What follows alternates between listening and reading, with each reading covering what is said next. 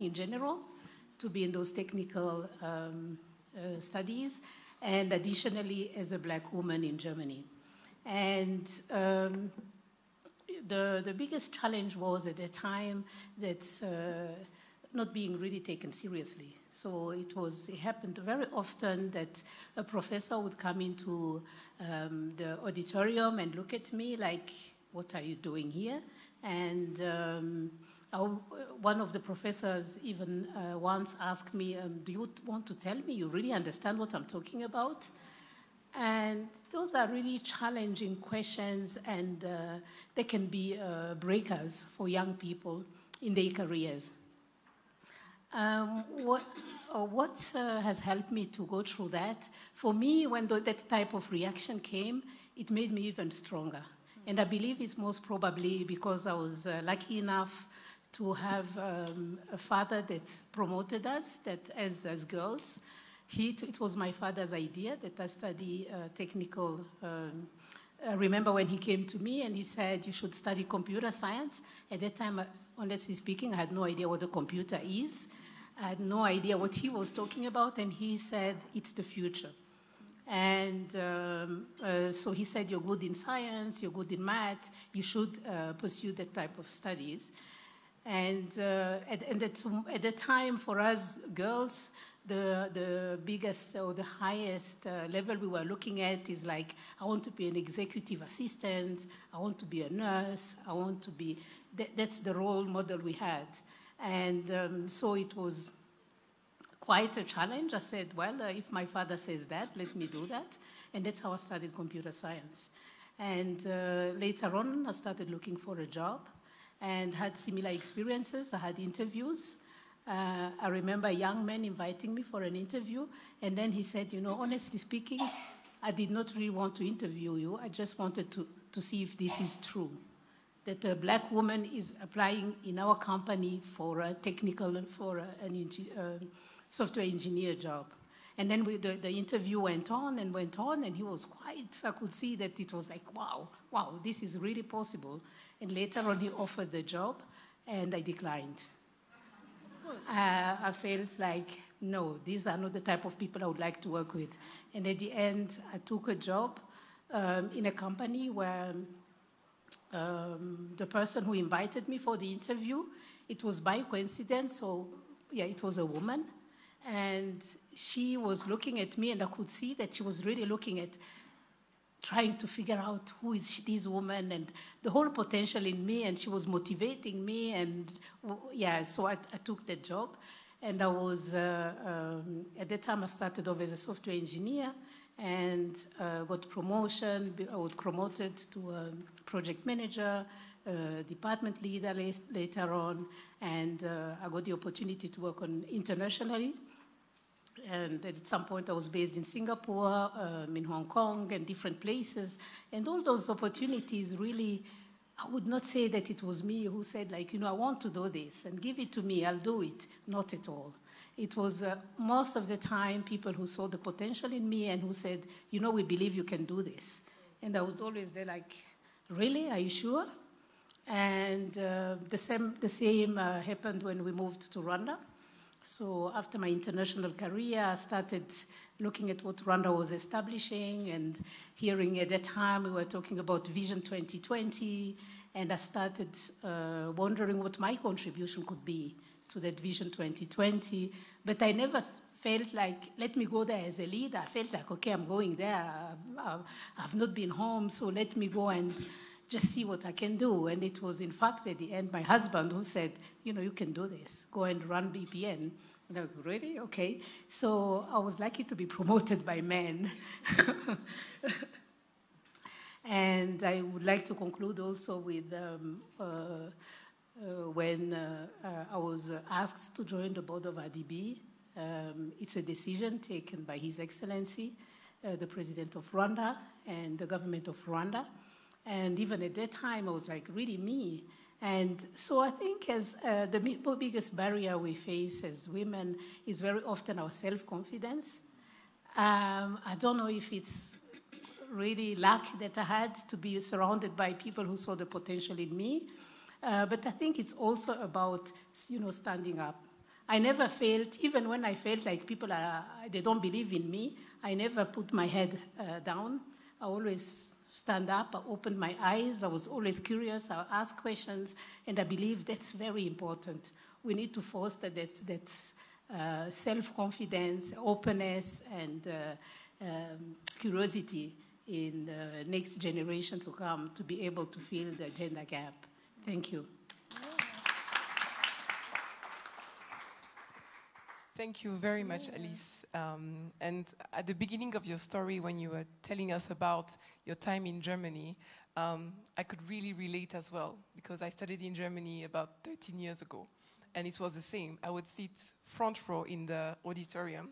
I would raise my hand, and the teacher would not allow me to speak, because they were wondering why who I am, and I'm in an engineering program here. So it's about, as you said, standing up, standing strong, and keep pushing. Christine, tell us about your career path and some of the learnings you have and you want to share with the room here. Thank you. It's an honor to share with you. And when I was invited to speak here, I started thinking about my career, something that I don't always do. And actually, a few minutes ago, just 10 minutes ago, I remembered some of the stories in my journey to positions of leadership.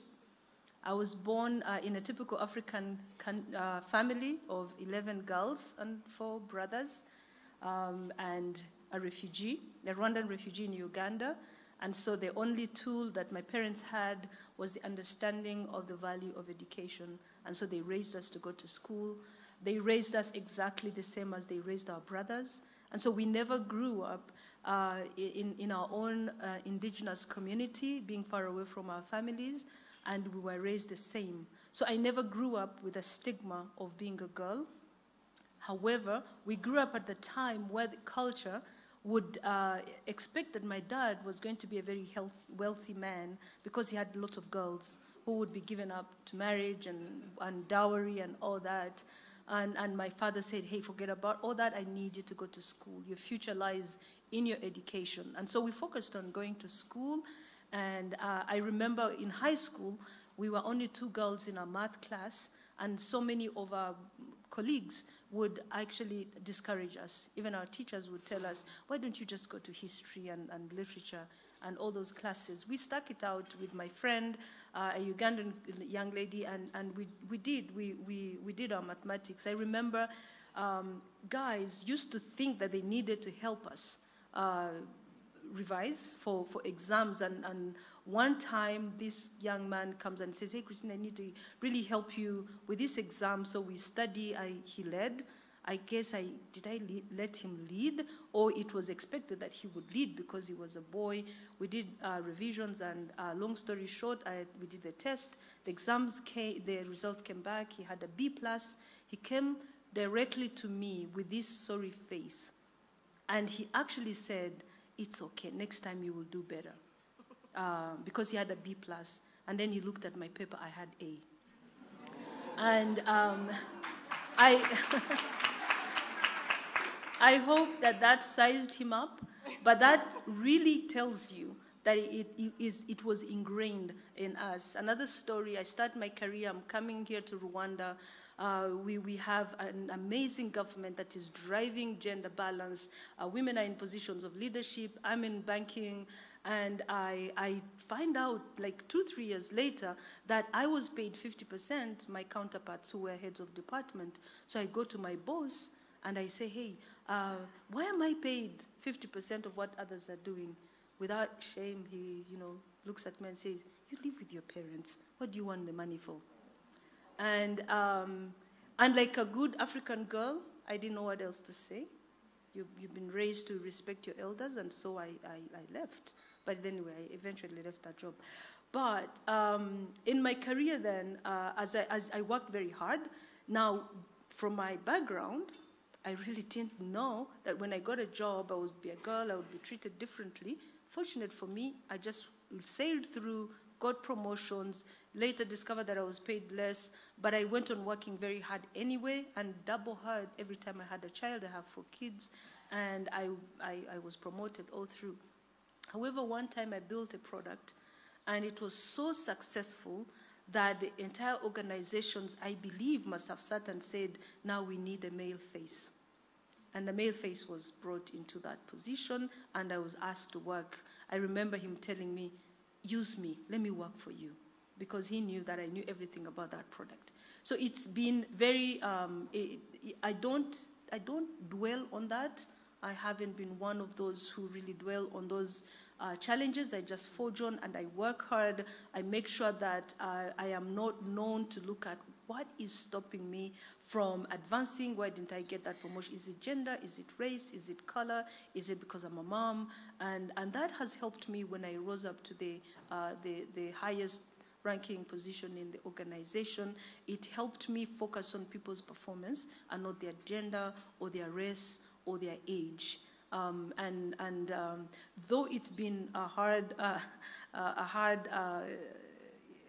situation to get into leadership and to be expected to work double hard and to both at home and at work, I have found that focusing on productivity, focusing on making sure that I make my mark when I'm performing, it has helped me focus on that. But again, I know that not every girl has the same privilege like I did. I know that not every girl was brought up by a father who instilled the same values as our brothers. I know that there's so many girls who've been told, hey, you can stop going to school, your brother will continue. Some who have been married very young because the parents needed dowry and all that. And so today in that position of leadership, I love the fact that this conversation is actually happening. Looking at the challenges that we have, how can we work to eliminate them? And I've had so many great examples here, and it's an honor for me to be sharing my story with you.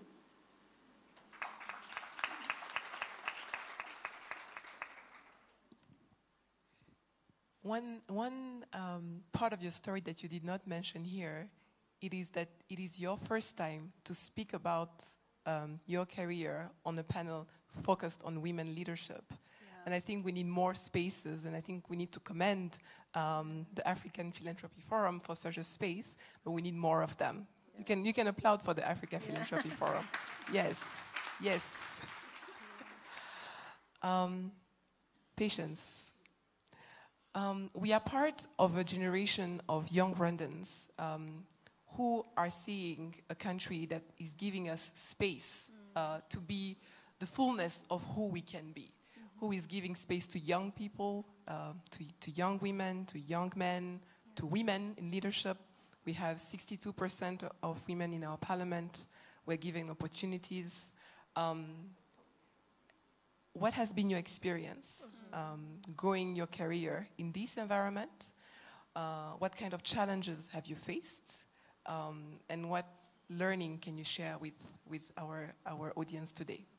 Thank you, Michaela. Good afternoon, everyone. And let me add to everyone's voice to say thank you very much to the African Philanthropy Forum for giving us this opportunity to share our story.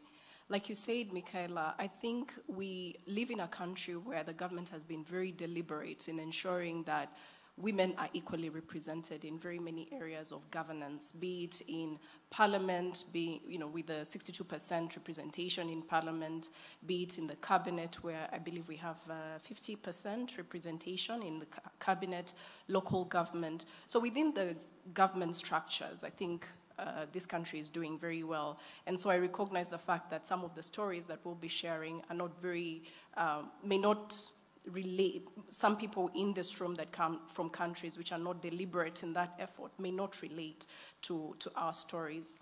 However, I think one of the areas where this country, I see gaps, particularly is within the private sector. In the organization where I work, Trademark East Africa, we did a survey of about 5,000 women-owned businesses. And one thing that we learned is that over 67% of these businesses are micro businesses. And that means that they're employing 1 to 3 people within their businesses. So the nature of women-owned businesses are still very micro in nature. So that shows that when it comes to inclusivity within the economy, women representation is very low. I think where I was heading with this is to say that we come from a country that has been very deliberate in supporting women and making sure that we are equally represented. The second thing is, I think on this panel we have one thing in common, which is that our communities, our families, our fathers have also been very deliberate in making sure that they put us to the fore, at the same level with our male siblings. So that's great. However, when it comes to the particular challenges I think that I have experienced, it comes from that invisible hand of culture that I'm sure each one of us has experienced. It is, you are expected that as a woman in a career, you have to play a role that is not just about, advancing your career, but making sure that your family is intact, your family is well taken care of. In Kinyarwanda, we actually say that a woman is umutima w'urugo, which is the heart of the home, the heartbeat of the home. So you can imagine if the heart is not in the body, that family, if the woman is not in the family, then something is missing. So culturally, that plays into your psychology. So I think the challenges that I have faced personally come with that invisible hand. I believe I'm pretty ambitious, and I've always wanted to, get to the next step when it comes to my career. So I've had a very interesting career, something that I'm really proud about, my journey over the past 18 years, just doing different things, coming from the banking space where I did extensive work in different departments, and most of it was about me just saying, I see where there's a gap, I see that there's work that someone else doesn't want to do, I'm gonna go in there and do it. But then honestly speaking, when it came to either applying for the next job or putting myself up for promotion, then imposter syndrome comes in. And that external validation becomes very important. Somebody needs to say to me, you know what, you can actually do this. So I think that is one of the challenges that I have faced in terms of, advancing my career, just feeling like that external validation is really important. And then the second area is around what I was talking about, the invisible hand of culture. The fact that when the opportunities came up to move to a role that is outside the country, the decision wasn't entirely mine.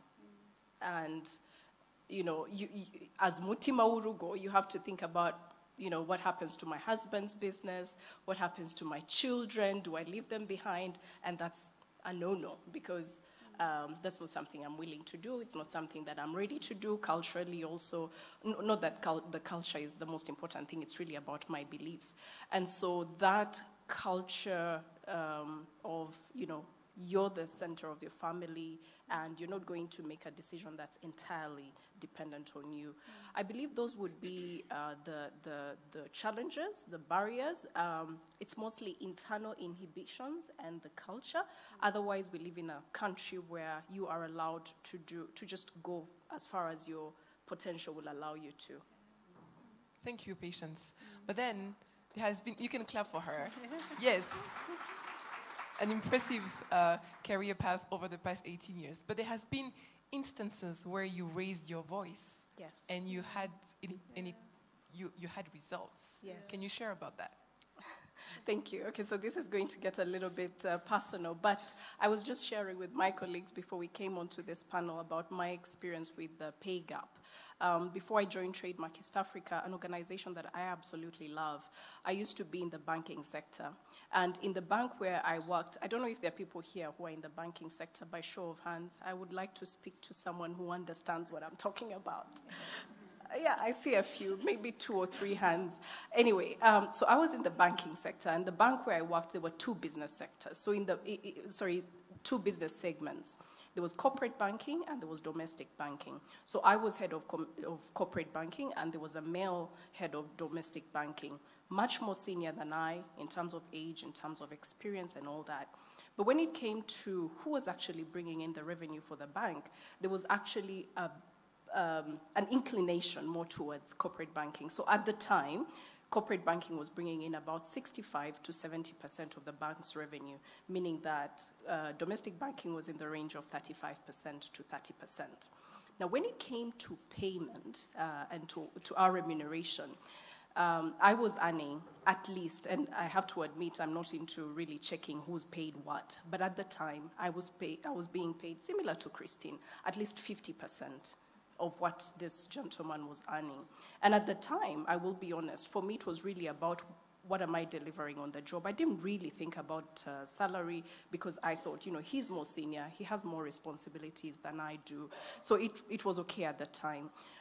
But then it became a problem when another bank was trying to poach me from that particular bank. So I went, it was at 4 p.m., I have a coffee with someone from another bank, and they're trying to get me to sell their bank to me. And I said, you know what? No, I'm not really ready. I'm happy where I am. Everything is okay. So I'm fine. So he brings in now the remuneration card. He asks me, so how much are you paid? And I said my salary at the time. And this guy just burst out laughing, like, are you serious? If you came to our bank, would literally double your salary. I was like, okay, that's fine. I'm not working for salary, but I got that. That's fine. So I go back to the bank and went to see the managing director. He had his child actually in the office. I said, I really need to talk to you right now. He said, is it urgent? I said, immediately, like right now. Because I knew that if I slept on it, I'm going to find all the reasons why it's okay that someone else can pay me double and I'm comfortable with half my counterpart's salary. So he takes his son out of the room, and then I say, you know what? I think I'm actually being used by this bank. I'm underpaid. And he said, why? I said, because I'm talking to competition, and they know what I'm doing for this bank, and they're willing to pay me a lot more than I'm currently being paid. This is 6 p.m. on a Monday evening. So Tuesday morning, we used to have our management meetings at 10 a.m. So 10 a.m., we're in the boardroom. He said, his response was, give me some time, let me sleep on it, I'll get back to you very soon. Tuesday morning, we're in the boardroom waiting to have the executive committee meeting, and then I'm called by his PA to his office. I go into the office. He said, I thought about your request, I think you were right, and we're going to give you an increase. This is what your salary is going to be. And I remember being so upset because this is only 15 hours since we had this conversation. I have probably been used by this bank for about 2 years or so before complaining. At the time when I got the job, the HR told me, you're such a great negotiator. So this whole time I was walking around, with this great negotiator hat, not knowing I'm being used. But the amazing thing, you won't believe it, is that my salary increased by 84% in less than 24 hours of raising this issue. Okay, thank you. You're clapping. At that time, I was so upset. I was so upset because I'm thinking, how much longer have I been used? And what I said about loving my current organization, and this is something that I would really like us to take out of this, is that we have a uniform pay, depending on whatever level. If you're a program officer, program manager, director level, it's the same regardless of your gender. And I think this is really a policy that many of our organizations need to put in place so that there is transparency on how people, regardless of their genders, are being paid. Gender gap is a real issue, particularly in the private sector, and we need to be conscious of that. Thank you so much for sharing that. I think she deserves another applause. And this is such a great testimony to the power of our voices. We have voices, and we can use them to make change. And probably you did not make just a change for you, patients, but also for the next women in the company. So thank you for sharing. Our next question is on what we do in our respective spaces at our respective levels to make a change. What do you do personally to close the gender gap within your companies, within your enterprises? We have CEOs, MDs. We want to hear of the policies you put in place to improve our conditions, but also to close this gender gap. Alice, over to you. Thank you, Michaela. I would like to come back to a question or a comment that was made on a panel this morning, where the question came up, like, when we grow up, We look at our moms, we admire them, we love them, they do everything for us. But then along the way, how come that we get into this gender gap topic? Why are those women not promoted all over again and again based on that childhood and growing up experience? And something I got to learn, to realize is when I became a mom for the first time and started looking at, what does it mean for me as a woman? And so, so I realized that for us as women, when we do all the work at home, we take care of our children, you have sleepless nights, you do work 24 hours, the children would see that, they would appreciate that. And then the father would come home. He brings the check. He has been away most of the time, out of the house. So he is like, oh, the hero is at home, and he'll be, or something is broken, he'll fix it. And so, in that sense, our children grow up seeing us like the mom. She's the worker. She's the the functioning body in this house. But he's the hero. He's the leader. And I think we need to work on that and provide examples to our own children. So I believe what we are doing as women leaders is extremely important for our children, for the young generation that see us working up, taking time to work and come home again and be leaders. And even if a woman is not officially, not employed, even if you're at home as a mom, which is legitimate, we need, as women, to take that space of, I need also my space as a woman, that you take that the children know that, and they learn from it, that you are also, you have a leadership position, and that we pass on this message and this experience. And this experience is also what has shaped us, and for me personally, that unconsciously, I saw my mom working. My mom was the first woman to drive a car in Kigali or in Rwanda.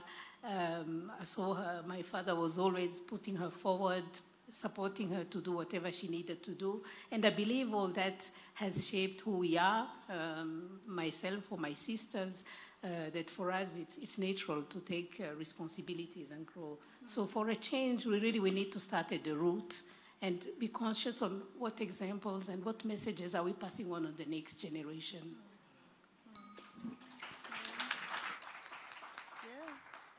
Thank you, Alice. We like your answer because it brings it down to education, and it's really the start of everything. Patience was talking earlier about the invisible hand of culture. Yes, it's there, but as we navigate those culture norms, as we grow our career, we need support systems, we need allies in order to close this gender gap. So what do you do within the Urwego Bank or beyond Urwego Bank in order to create a more conducive spaces for women? Thank you. Like Alice said, it really starts from the family, and I think it was talked about here.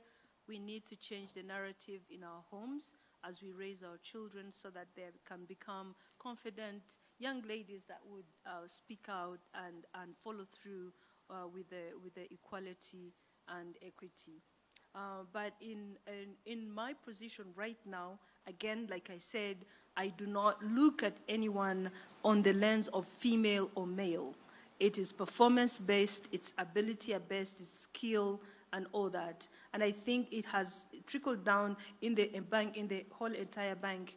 They know that you will not get something just because you're a woman or you're a male.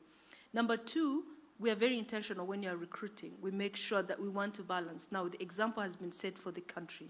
In fact, when we sit in those boardrooms talking about recruitment, you want to make sure that you're balancing individuals. And this is not to say, oh, because it's HR, let it be a woman, or because it's IT, let it be a male.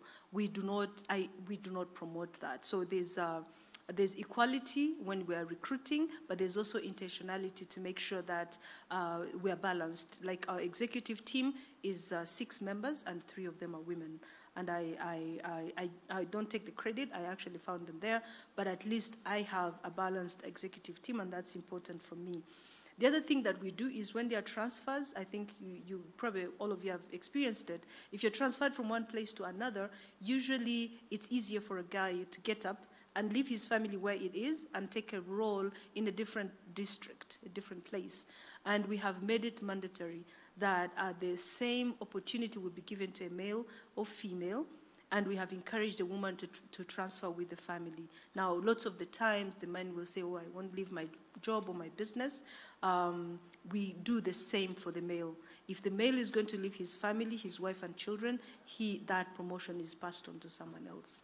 You're not allowed to leave your family behind and take on a new role. So at least that has brought a bit of equality, meaning that men who usually take up all these promotions because they're flexible and all that, we put the same land measuring stick yard for everyone when we are considering that.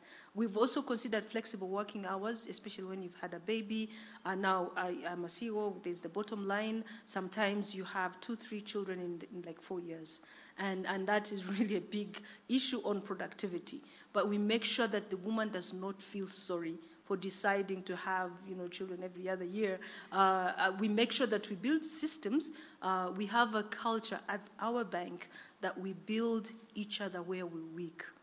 And one of the weaknesses could be using Excel. You have a weakness using Excel, so we find somebody that is really good at it. Why don't we find support for a woman that has multiple babies at home? And we try to do that. It's not easy, and it's not always, it doesn't always result into productivity. And sometimes women will feel bad that they are causing us to create interns to come and do the work. But we want to promote the fact that, hey, you're in your most productive age group. Very soon you will be out of that, but you need to be given these opportunities. Again, clearly described grades and pay scale, job description, objectives, goals, so that I don't ever hear a woman saying, oh, they overlooked me because I'm a woman.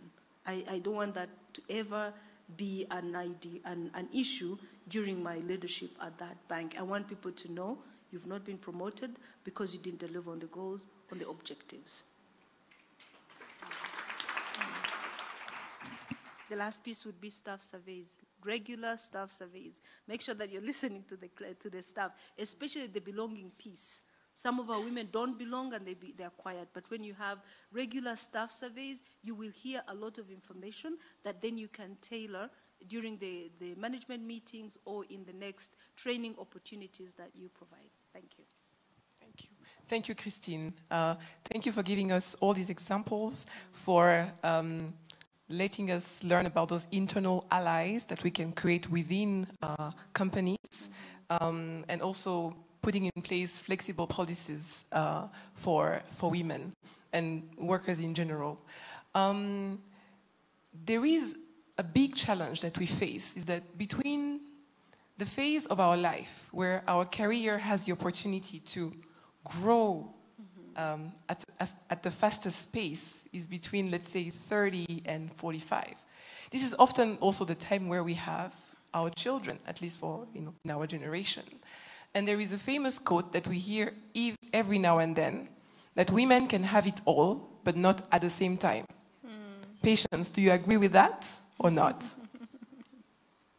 I do agree. And I would like to share a personal story again. Stories are what makes the world go round. So I hope this speaks to somebody. So same thing, 29-year-old ambitious me,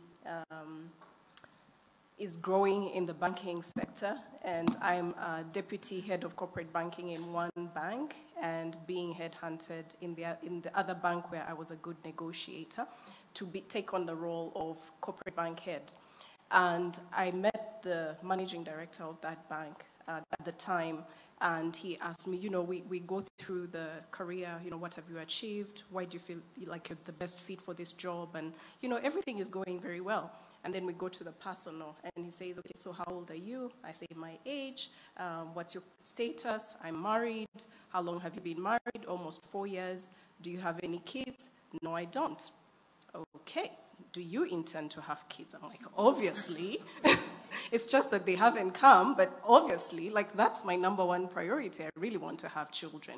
He says, oh, okay, that's a big risk for our bank.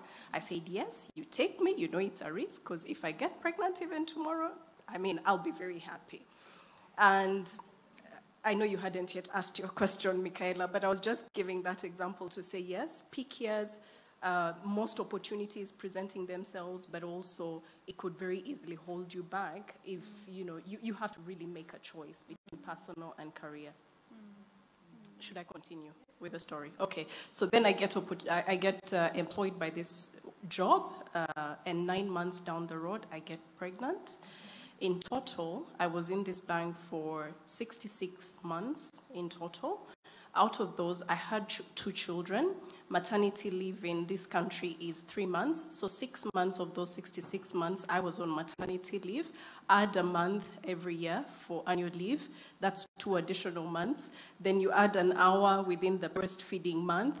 And when you think about it, does it actually make business sense to hire a woman? And even with all that, out of the 66 months, maybe about 8 to 10 months I was on leave, maternity or annual leave, right? But at the end of the day, what did I deliver within the months that I was working there? We grew the business annually at 35% revenue growth within those 66 months. We had a non-performing loan ratio of less than 3%, which in this market is way below the market average. We were making profit before tax that was contributing, I did mention that, almost 65% of the bank's revenue. So was I a good investment for this bank? So it makes business sense to invest in women in their peak years. Forget about the months that they need to take on maternity leave. They are going to deliver these numbers for you. Thank you, Patience. And I think it's a great note to now open for questions. And I'm sure there are many questions. We already see your hand up there. So if one of the ushers can give us a microphone to this side of the room, please. As we wait for the microphone, thank you for sharing that story. And if we do the math, really, 66 months minus 6, okay, let's add maybe 2. Okay, 55 months you were at work. Yeah. It didn't justify the comment they made at the beginning when they were hiring you, but we all more or less, at least I have experienced that as well at some point. Having my first child when I was CEO, with my first position as CEO, and it's challenging. It is, yeah. So, yes. Thank you. Good afternoon. My name is Rumbidza Chisenga. I'm with the Ellen Johnson Sirleaf Presidential Center. And I want to thank all the panelists for sharing so openly about your journeys and your stories. My question is about whether any one of you or more have thoughts, experiences or examples on when it's wise to quit.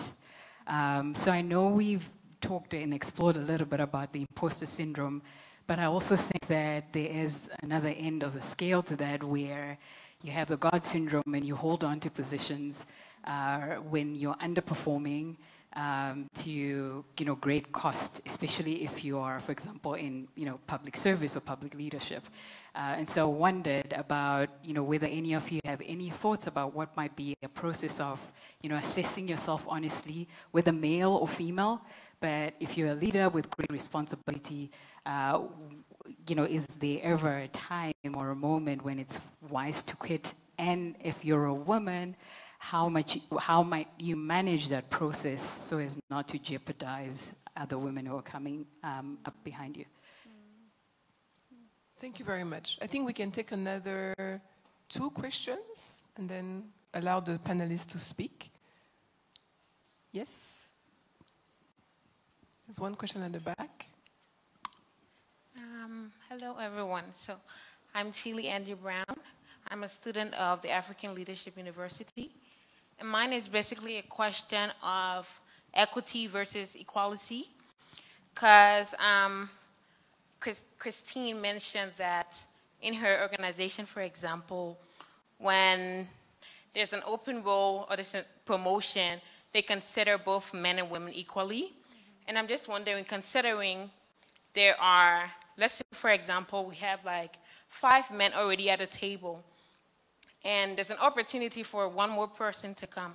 And if we're being intentional about involving women or including women, shouldn't we lean more toward having a woman fill that position and just not say, okay, it's based on, I'm not saying that we should give it to a woman even if she's not qualified, but if, let's say, a woman and a man has equal qualification, wouldn't you say we should be intentional and lean more toward giving the woman that position as opposed to like considering both applicants equally? I'm just really wondering about that, I guess. Thank you very much. I think we'll give it to Christine when it's time to answer the question. Is there any other question in the room? Yes? What about this side? I didn't see any hand raised here. Any? Oh, okay. Hi. Okay, good. Yes? I'm here. I'm Faye Macheke. I'm from UAF Africa, an association for women rights and development.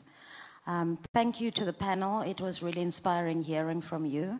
And my question is that now you're in a position of leadership and we talk about women's work being unpaid labor like maternity leave. Are you thinking of ways that we don't have to explain our success in terms of the numbers, but explain that having children is actually unpaid labor and it should be acceptable?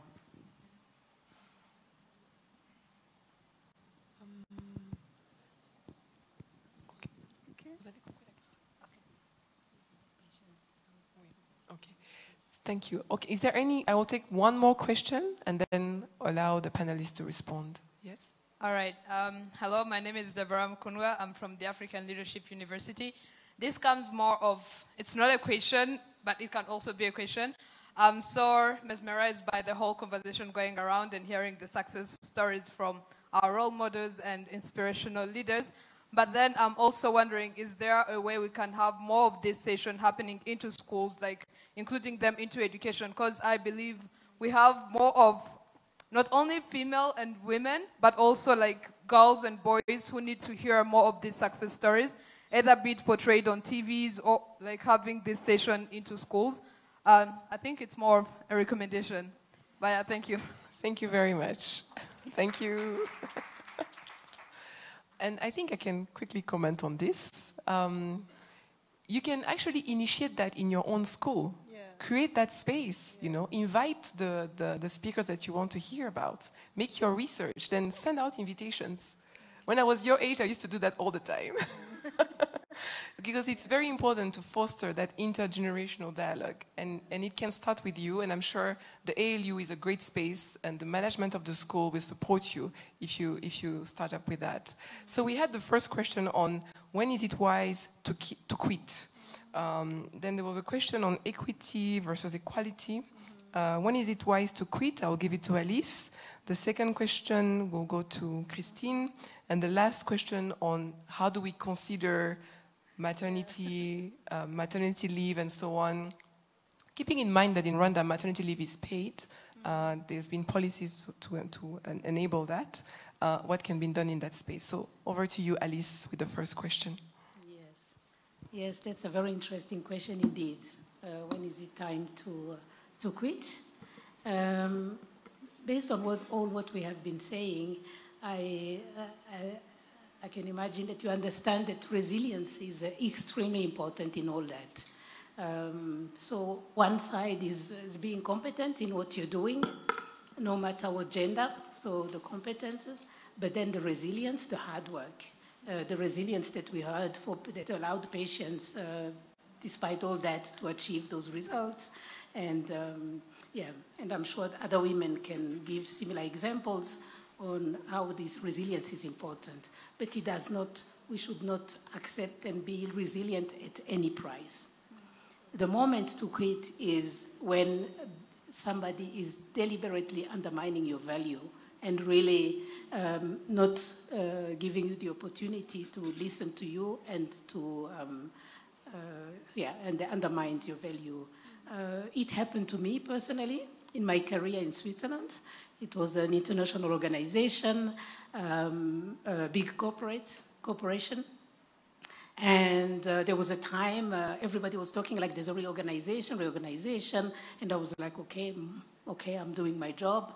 I wasn't worried about my performance was very good. I wasn't concerned about whether I would keep or lose my job. So I did not really get involved in those discussions.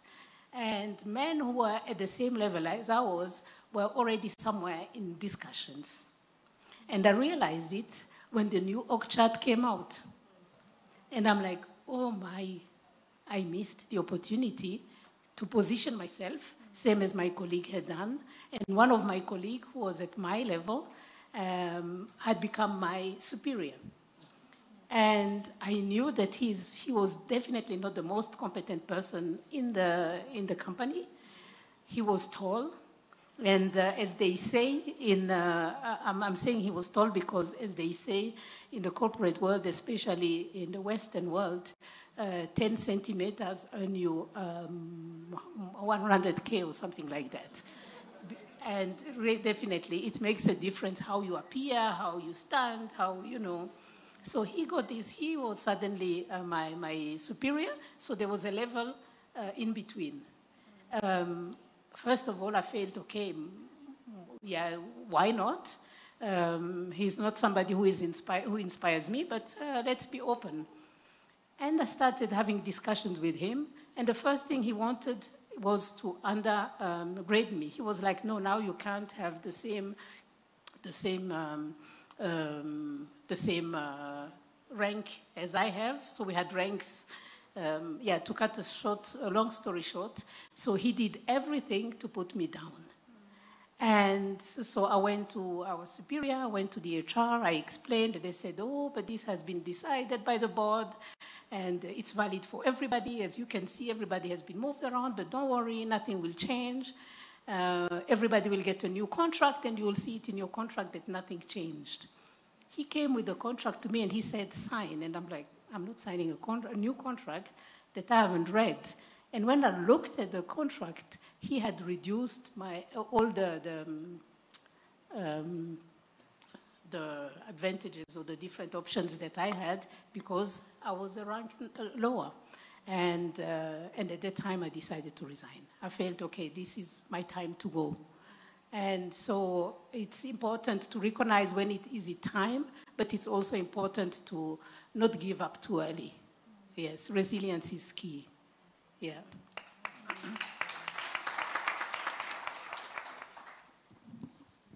Christine. Yeah, on the question of considering women male equally, I would say that promotions or recruitments, I will separate the two. Promotions have to be based on performance. Unfortunately, for me, it doesn't matter whether this team is full of men. If they're the ones really doing the work, they will get promoted. I never promote anyone based on gender or based on who they are, but it's on performance. However, when we're recruiting and when we're creating new positions, we try to balance. We try to say, there's a lot of women in this section, we need to put in a man. There are many male in this team, we need to infuse in women. And we also provide a rotation in the bank, in branches and so on, to make sure that there's a balance that is going on. One, because when those women have children, there's continuity for that work, but also remember that there are times when male are not in the office. We have times when there's a motor accident and someone spends 2-3 months out of the office, and we do not even remotely think about, oh, they're not productive because they're out of the office for 2 months, or we are all sorry that they had an accident, that they're not able to come to work. We want to extend the same compassion, the same consideration for when a woman has a child. That child is not an accident, and that child is a blessing, but we want to consider that she's not able to come to work because there's something important going on in their lives. And so, girls, let's not push for promotions because of who we are, because we will end up misusing opportunities or ourselves and sell ourselves short in terms of, if I give this, I might get a promotion. If I do this for this male supervisor, I might get away with it. And some girls have done that. They've got away with promotions because they know how to have peaks and relationships that are not healthy. Hold your head up high, work hard, and your promotion is coming. For a man, it might take a year or two. For you, it might take 5. But rest assured that the value you put on yourself and the hard work will pay.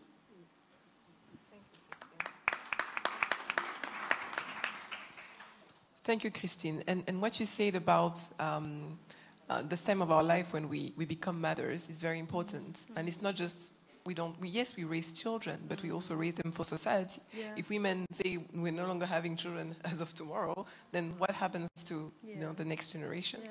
And that's a good transition to the last question we had on what do we do when it comes to unpaid labor, maternity leave? Do we compensate? Where do we take that?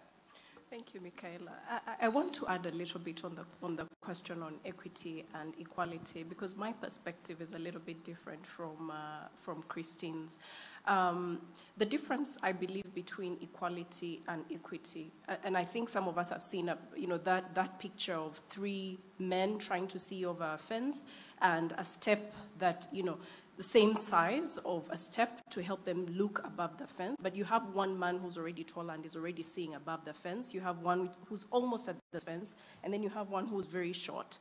Equity is giving them the same size of a step to look beyond the border or beyond the fence, right? Sorry, equality is giving them the same size of the step. Equity is looking at the constraints that each of these people have and designing interventions to help solve the problem that they're facing. So giving the shortest person a bigger step so that they have the same eye view above the fence, right?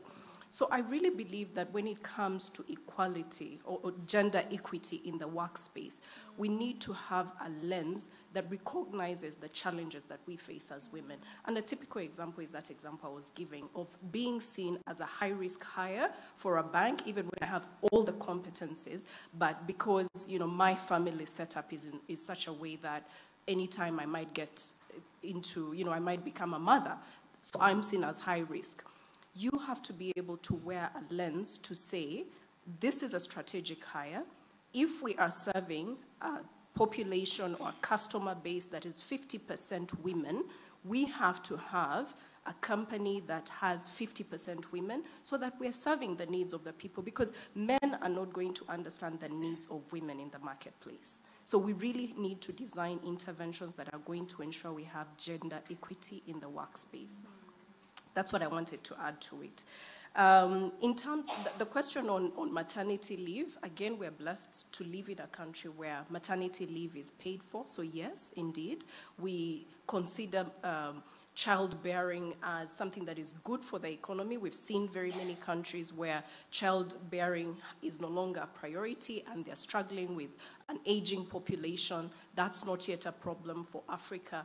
But should we continue to push for, we could risk getting into a position where childbearing is not seen as a priority. So it's very important that we have maternity leave that is paid for, that encourages women to take leave, but also to make sure that domestically our responsibilities are also shared among women and men. So for example, in the organization where I work, men also get 15 days, I think it's a very short time, of paid leave to take care of newborns. So to make sure that, the mother also needs to rest. You've given birth, you're taking care, you do have leave, but then you also need that balancing in the domestic responsibilities. So how do we further push for men to support in those domestic responsibilities, but also make sure that the women feel incentivized to go ahead and have children, even when they're in their peak of their career? I would answer that way. Thank you. Thank you so much. I think she deserves an applause. Thanks. Thank you. We are slowly coming to the end of this session. What we heard here is the value of hard work, the fact that we have to keep holding our head up high, the power of our voices, and the fact that we need to have she for she champions, but also he for she champions. We all play a role, but more so government and leadership play a role. It was said, I think, a couple of times here, Rwanda has 62% of women in parliament. We are giving a space. Alice, you're a board member at the Rwanda Development Board. You know that when I was appointed, my second child was 3 weeks old. And I was appointed by cabinet, and I was given that opportunity, even though they knew that my baby was 3 weeks. And I was given maternity leave before starting the job. So I was given three months before. And that's a vote of confidence for us as young women. We are so grateful for the leadership. So it really also comes from the top. So we're going to leave this room. What do you want our audience to remember, to remind, as we meet, until we meet next time for another exciting conversation? Yes. Alice. Potential, potential, and potential again. So let's focus on looking at the potential that people have, women and men. That's the only way we can raise up, give opportunities to women, because very often women do not get the opportunities because they are not seen, because they do not tick as many boxes as maybe men have had the opportunity to do. So when we design programs, when we design opportunities, we need to take that into consideration and learn to recognize the potential. And I believe it's also one of the things that has made Rwanda what it is today. We are given opportunities based on the potential that we have, and not necessarily always based on the long track record or availability or whatever. It's the potential that counts. Thank you. Thank you. Yeah, mine would be resilience. Hold on. I know that some situations are hard, and she talked about quitting. When you need to quit, please do. But work hard and hold it up. Speak up. She talked about that. But also find ways to influence the culture of your organization before you quit. Probably there's something that you can actually change. And begin small. And also make it about everyone, not about you. Many times when we see staff coming and making it so personal, it doesn't carry the same weight as when you're talking for the whole organization. So young ladies or ladies in the workplace, be resilient, hang in there, work hard, and rally the troops around you to influence the culture of your organization. Thank you, Christine. Patience? Thank you, Michaela. Mine would be in the acronym COME, C-O-M-E. C for connect, and I'm grateful that in this we have this opportunity to connect. O is for outreach, reach out for people who are below you, reach out and encourage a woman. Most of us are where we are because we were encouraged by somebody to move to a step higher. M is for mentor, look out for somebody to talk to, somebody to encourage, to mentor, so that they can grow their careers. And finally, E is for empower. For those who you have leadership over, please empower them and be that voice that is going to help somebody to move a step higher in their career. Thank you, Patience. I think this panel deserves a round of applause. Thank you so much for your attention this afternoon. It's been an amazing conversation. Thank you so much. Thank you also for your attention. Thank you. Thank you very much. Can we give a big round of applause to our moderator for this panel? I believe they also need to take a picture. Thank you very much, Michaela, for a great discussion with all the panelists, of course. If you can take a family picture before you leave the stage. Now, this was a great discussion as a closing plenary. Before we move on to the closing remarks, we're going to ask for your patience.